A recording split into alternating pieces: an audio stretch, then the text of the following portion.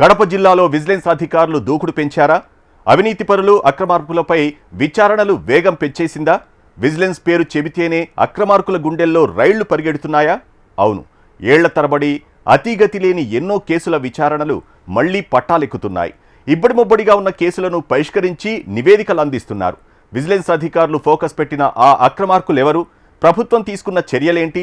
Watch this special focus. Kadapa జిల్లాలో కొంతకాలంగా silence గా ఉన్న విజిలెన్స్ శాఖ దూకుడు పెంచింది. ప్రభుత్వ పథకాలు, కాంట్రాక్టులు, ఇతర వ్యాపారాల్లో జరుగుతున్న అవినీతి అక్రమాలపై వచ్చిన ఫిర్యాదుల విచారణను వేగవంతం చేసింది. ఇటీవల రాజకీయ నాయకుల విమర్శలు, పత్రికల్లో వచ్చిన కథనాలు, వాటికి అనుగుణంగా విజిలెన్స్ శాఖకు వచ్చిన ఫిర్యాదులపై ప్రత్యేక బృందాలుగా ఏర్పడి విచారణ చేస్తున్నారు. గత 4 నెలల క్రితం వరకు కేసుల విచారణలో రిపోర్టులు తయారు చేయడంలో కడప జిల్లా పరిధిలో ఉన్న ఆ శాఖ అధికారులు నిర్లిప్తంగా ఉన్నారన్న టాక్ ఉంది. అంతేకాకుండా ఎన్నో ఏళ్లుగా కేసులు నమోదైనా విచారణ చేయకుండా కాలయాపన చేసిన అధికారుల్లో కొందరు బదిలీలు కాగా కొందరు పదవి విరమణ పొందారు. ఉమ్మడి కడప, చిత్తూరు జిల్లాల ఇన్ఛార్జిగా ఉన్న ఐపీఎస్ అధికారి కరీముల్లా షరీఫ్ ఆధ్వర్యంలో మెరుపు దాడులు చేస్తున్నారు. అంతేకాకుండా కొన్నేళ్లుగా పెండింగ్ లో ఉన్న విచారణలు, వాటికి సంబంధించిన నివేదికలను ప్రభుత్వానికి అందజేయడంలో వేగం పెంచారు. గత ప్రభుత్వ హయాంలో జరిగిన అవినీతిపై విచారణ చేసిన విజిలెన్స్ అధికారులు అందుకు సంబంధించిన నివేదికలను ఇప్పటికే కొన్నింటిని డీజీ స్థాయి అధికారులకు అందజేశారు. ఈ క్రమంలో గాలేరు నగరి టన్నెల్ నిర్మాణానికి సంబంధించి పనులు చేయకుండానే బిల్లులు చేసుకున్న కేసుకు సంబంధించి విజిలెన్స్ అధికారులు పూర్తి స్థాయి నివేదిక సమర్పించారు. కాంట్రాక్టర్ నుంచి 72 కోట్ల రూపాయల రికవరీ చేశారు. మరో 30 కోట్లు పెనాల్టీ వేసినట్లు తెలుస్తోంది. ఈ కేసుకు సంబంధించి ఉద్దేశపూర్వకంగా జాప్యం చేశారంటూ అప్పటి విజిలెన్స్ అధికారి శ్రీనివాసరావుపై ఫిర్యాదులు వెళ్లాయి. ఆయన పదవి విరమణ అనంతరం ప్రభుత్వ ఒత్తిడితో ఇన్ఛార్జిగా ఉన్న అధికారి అన్ని సాంకేతిక ఆధారాలతో నివేదిక తయారు చేసి పంపినట్లు తెలుస్తోంది. ఈ మేరకు కాంట్రాక్టర్ సంస్థను బ్లాక్ లిస్ట్ లో పెట్టేందుకు కూడా ప్రభుత్వం సిద్ధంగా ఉన్నట్లు టాక్.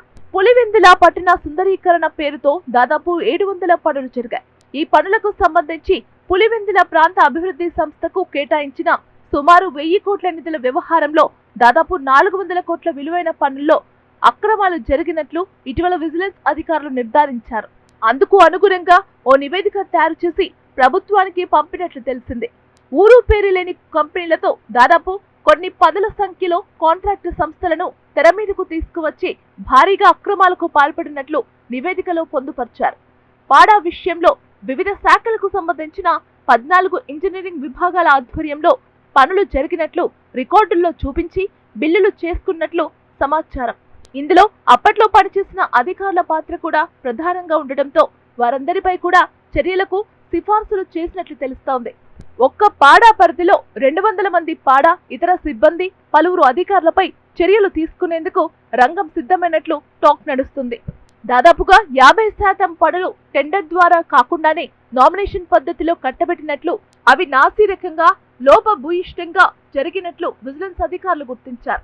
ఇందులో 10 మంది ఎస్సీ, ఈఈల పాత్ర ప్రముఖంగా ఉన్నట్లు నివేదికలో తేల్చినట్లు సమాచారం. నివేదిక అయితే ప్రభుత్వానికి వెళ్ళింది, కానీ చర్యలు ఎప్పుడు తీసుకుంటారన్నది మాత్రం వేచి చూడాల్సిన పరిస్థితి. దీంతో పాటు రెవెన్యూ శాఖలో కొందరు తహసీల్దారులు వైఎస్ఆర్ ప్రభుత్వ హయాంలో విపరీతమైన అవినీతికి పాల్పడినట్లు ఫిర్యాదులు అందాయి. అప్పటి చింతగొమ్మదిన్నే కడప ఎంఆర్ఓతో పాటు మరికొందరు ఎంఆర్ఓల పైన కూడా విచారణలు పెండింగ్ లో ఉన్నాయంటున్నారు. అలాగే విజిలెన్స్ అధికారుల దూకుడుతో వివిధ శాఖల అధికారుల్లో గుబులు మొదలైంది. ఏది ఏమైనా ఎంతో కాలంగా నత్తనడకన సాగుతున్న విజిలెన్స్ విచారణలో వేగం పెరిగి అవినీతి అధికారుల గుండెల్లో రైళ్లు పరిగెడుతున్నాయట.